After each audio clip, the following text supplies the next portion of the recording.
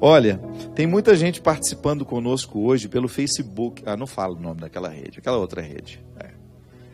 A minha amiga, a minha diretora querida Dani, inclusive me passou alguns aqui. A Marisa Lima fez um comentário muito pertinente. Ela estava dizendo assim: Padre Fábio, ninguém respeita o povo deste país, mas o povo também não quer respeitar nada. O país está tomado pelo espírito do mal, e é só com muita oração que podemos vencer isso. Temos que orar muito, muito, muito.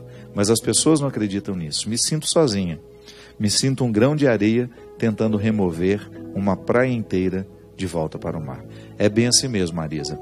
E junto com essa reza, nós precisamos colocar o esforço pela cidadania. Quando você fala que nós precisamos quebrar as cadeias do mal, precisamos mesmo. Eu fico horrorizado de ver como muitas vezes o mal vai minando as boas intenções. Nós precisamos ficar muito atentos, porque o benefício que essa Operação Lava Jato pode trazer ao país, em vir à tona, né, tudo o que estava errado. Eu conheço pessoas de bem que estavam de alguma forma muito próximas do mal que era feito, em anos e anos de uma administração em que os nossos governantes aliciavam os que lhes prestavam serviço, e uma relação odiosa que durou anos e anos e anos e que finalmente veio à tona. É a oportunidade que a gente tem de começar as empresas a trabalharem dentro de padrões honestos, né? De licitações que sejam honestas, dentro de uma lisura ética, moral. É a oportunidade que nós temos de ver os corruptos irem para a cadeia. Aliás, enquanto estavam indo somente os empreiteiros, eu fiquei desconfiado da operação. Eu quero ver na hora que os políticos, aqueles que de alguma forma criaram todo o contexto da corrupção. Porque é assim. Gente, o que nós estamos vendo, o estado do Rio de Janeiro quebrado, é assustador. É assustador o caos social que hoje o estado do Rio de Janeiro vive. E a gente sabe por quê. A corrupção foi tão profunda, os nossos alibabás, né? Porque eles foram com tanta sede ao pote que eles perderam o referencial. Eles roubaram tanto que se eles vivessem 1 milhão de anos, eles não teriam tempo para gastar o dinheiro que roubaram. E agora a saúde pública está lá, o caos, os funcionários públicos sem receber, a nossa polícia tão mal remunerada. Em alguns estados é uma vergonha o que ganha um policial. E os professores, pior ainda. Essa gente que teria que fomentar a transformação.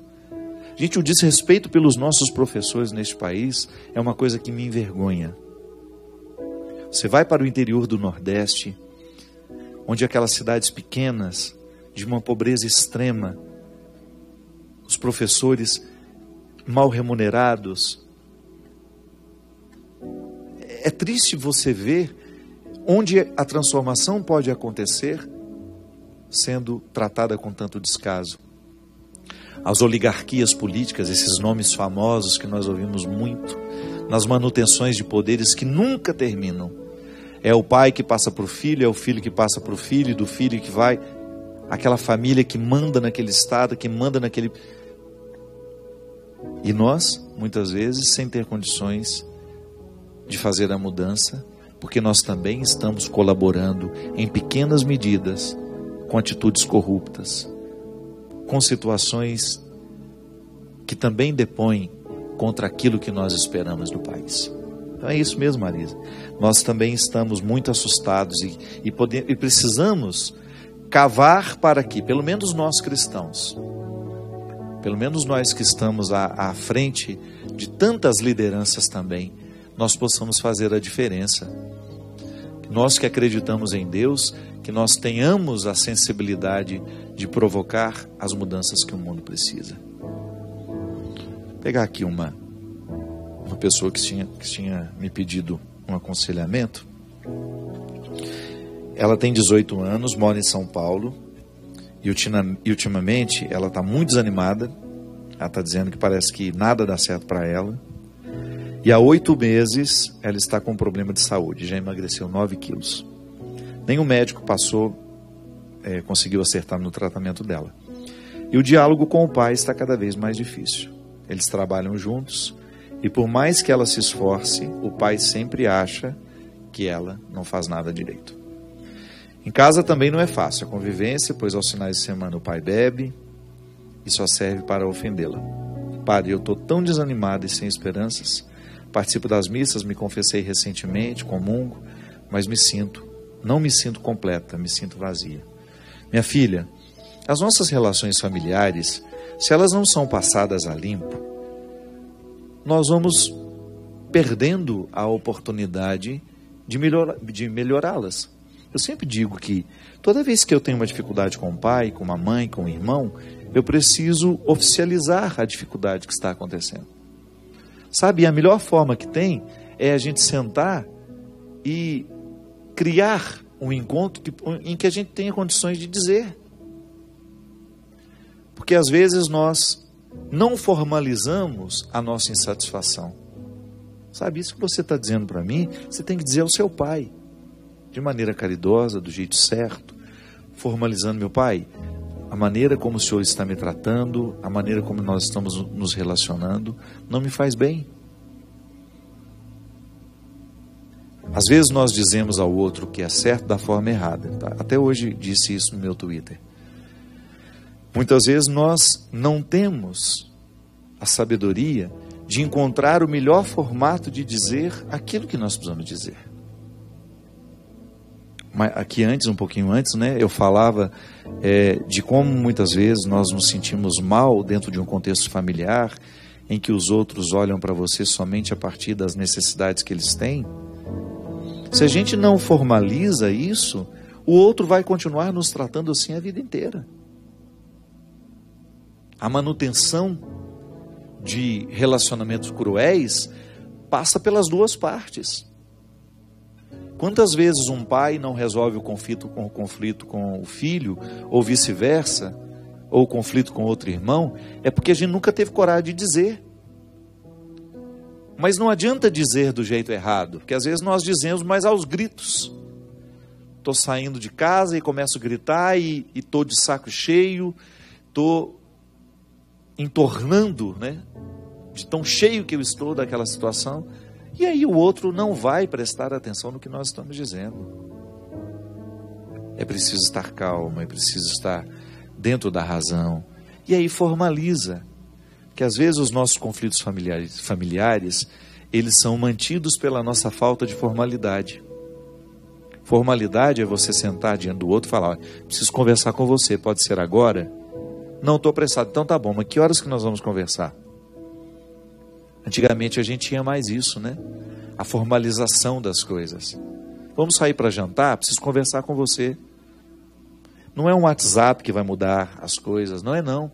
É sentar, formalizar que o conflito existe.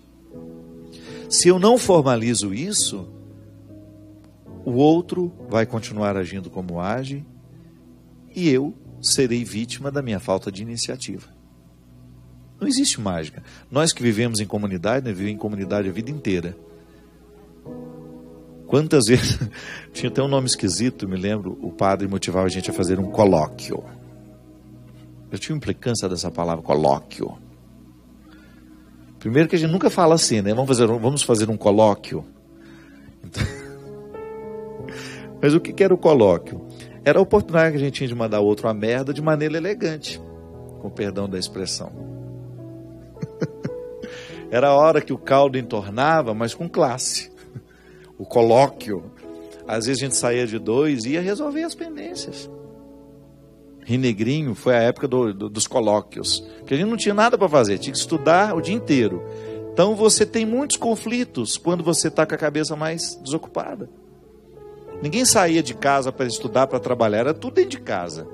Uma turma de 50 pessoas, claro que tinha dificuldades. Então o padre nos ensinou a dinâmica do colóquio, que era você sair 2 a 2, sobretudo quando você tinha uma dificuldade com ele, e formalizava: olha, eu não suporto você, E o outro escutava com educação: por que você não me suporta? Porque você é insuportável. Aí, no final de tudo, a gente já estava encontrando caminhos, porque a gente não podia se matar.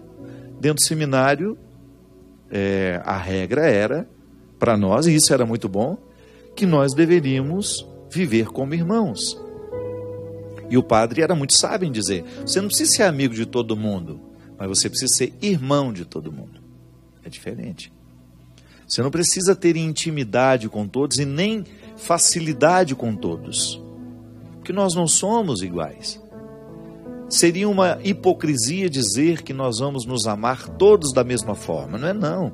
Quando você reúne um grupo, naturalmente ali você cria as afinidades. As afinidades vão surgir naturalmente. Eu posso me dar melhor com o Cristo, eu posso me dar um pouco com mais dificuldade com o irmão dele, e posso não suportar o primo dele.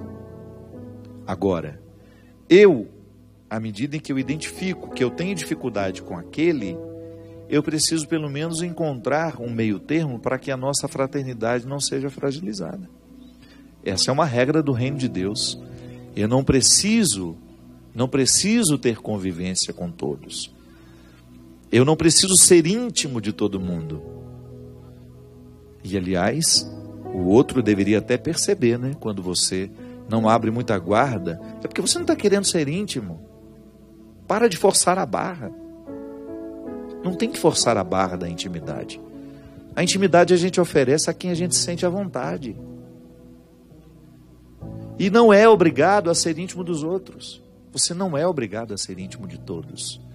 Você tem o direito sim de manter a sua guarda. Igual Santa Teresa dizia, né?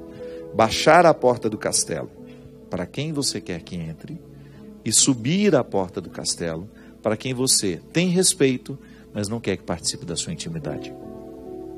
Então, o bendito do colóquio era aquela oportunidade que nós tínhamos de formalizar que o conflito existia, que a dificuldade existia, mas que nós estávamos dispostos a resolvê-la. A dificuldade existia e nós queríamos resolvê-la. Isso é cristianismo. E isso faz com que a nossa vida fique muito melhor. Agora, se você estende essa dificuldade com o seu pai e não formaliza isso com ele, você não vai encontrar as soluções. Sem conversar, sem saber o porquê dessa dificuldade do seu pai com você e de você com ele, não tem crescimento. É a velha dinâmica do enfrentamento. Já falei tantas vezes disso que eu nem vou falar mais. Mas eu, pessoalmente, se eu não formalizo a oportunidade de vencer os conflitos que eu tenho com os outros, vou explodir de uma forma totalmente equivocada, vou perder a caridade. Agora, também é que às vezes, sabe o que eu fico pensando? O outro nem sempre está disposto a perceber. Nem sempre o outro está disposto a colaborar. Porque tem gente que é arpurrinha a vida inteira, né? Aquela murrinha. Tem gente que tem vocação para ser murrinha. Reclama de tudo, o tempo todo ela foi prejudicada, o tempo todo ela acha que é isso. Não, eu não posso viver esse papel. Então, quando a gente formaliza, a gente estabelece o limite. E estabelecer o limite é muito positivo. Isso é sinal de respeito. Dizer ao outro: isso aqui é o lugar até onde você pode vir. Isso é sinal de respeito por ele. Para ele também não ficar fazendo papel de trouxa. Para ele também sentir que ele tem uma dignidade que ele precisa cuidar. Minha gente, o tempo vai fazendo isso com a gente. Nós vamos permitindo esse aprendizado. Ele é muito natural quando a maturidade vai chegando. Você se sente mais no direito de dizer o que lhe incomoda. Dentro das nossas casas isso é fundamental, para que a gente seja família, para que a gente seja amigo, para que a gente seja marido e mulher, para que a gente seja irmão. Não há outra forma. Namorados, se vocês não vão formalizando os conflitos que vocês têm, desistam do casamento. É melhor nem levar adiante essa bobagem. Se não existe a formalidade de dizer, de esclarecer os conflitos, não há preparo para casamento.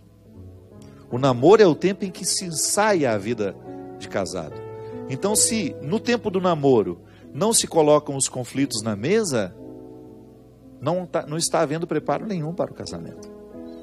Aliás, toda vez que a gente quer amadurecer na relação com o outro, é colocando os conflitos na mesa, é olhando nos olhos. Olha, eu não vou ser mais tratado dessa forma. Pode ser assim? Nós seremos claros uns com os outros agora. Fidelidade é assim, minha gente. Fidelidade não é outra coisa senão um pacto estabelecido a partir de uma formalização. Você sabe quando é que você começa a deixar de ser fiel. Então, se você não for honesto, no momento em que você deixa de ser fiel, você perde toda a razão diante do outro. Só assim a gente pode dar certo. Continua sendo difícil, mesmo quando formalizamos? Sim. Porque tem gente que tem mais dificuldade que a outra. Tem pessoas que têm muito mais dificuldade que outras. Mas sem a formalização dos nossos conflitos, das dificuldades que nós temos, não temos o direito de esperar melhoras. É isso. Que a gente tenha a coragem, a disposição de formalizar os conflitos para deles extrairmos um novo tempo para a gente viver mais felizes, mais realizados. Derrame sobre nós a bênção e a proteção do céu, no Deus Todo-Poderoso, Pai, Filho e Espírito Santo. Amém. Até a semana que vem, se Deus quiser. Obrigado, Cristian.